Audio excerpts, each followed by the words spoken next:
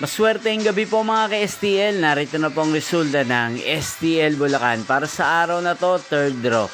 May 14, 2025, araw ng Miyerkules. Naway ang mga natayan niyo pong mga numero kanina ay manalo nawa ngayong gabing ito, 8 PM. Kaya kunin niyo na po ang inyong mga tickets. Narito na pong resulta. Ang mga numerong ninalo sa STL Bulacan ngayong gabing ito, May 14, 2025.